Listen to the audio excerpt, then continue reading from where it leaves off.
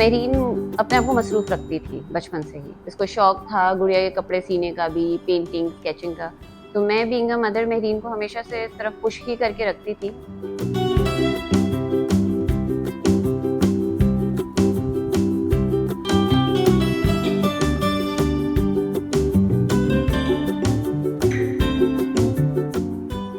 पहले ये glue, ribbon से कपड़े जोड़ा करती थी, लेकिन जब इसने सुई धागे का इस्तेमाल किया तो मैं चूँकि जॉइंट फैमिली में रहती थी, तो वहाँ पे होता है कि ज़ाहिर है वो भी मोहब्बत में बच्चे को टोकते हैं, अरे सुई क्यों इस्तेमाल कर रहे हो?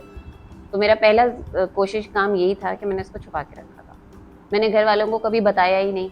अपनी सुपरविज़न में कमरे के अंदर ये बैठ के ये सारा काम करती थी, और जब ये काम कर लिया करती थी तो हम बिल्कुल ऐसे नीचे सबसे मिलते थे जैसे ये कभी कुछ करती ही नहीं है। तो ज़ाहिर है घर वालों को कभी पता ही नहीं लगा। इसका छोटा भाई भी था तो चुभने का, लगने का भी डर रहता था। ये कैंची का इस्तेमाल करती थी, इसमें कई दफ़ा इसने हमारी चादरें काट दी, बहुत नुकसान किया, लेकिन कमरे में रह के करती थी।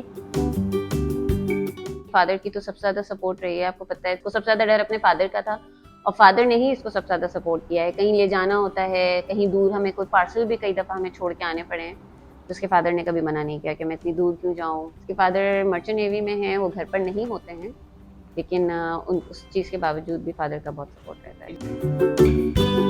फैशन डिज़ाइनिंग में इसको पढ़ना है, तो जहाँ तक हमसे कोशिश हो सकेगी और हम अपने जो भी हमें अवेलेबिलिटी होगी, हम उस पर इसको बिल्कुल पढ़वाएँगे, और बाकी मेरीन के ऊपर डिपेंड करता है आगे क्या करना है।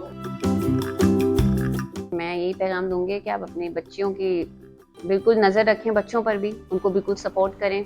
फ़ोर्स करना पड़े आपको अगर किसी बुराई से, खराबी से बचने के लिए, तो इसमें कोई गलत नहीं है। ओन करना चाहिए अपने बच्चों को।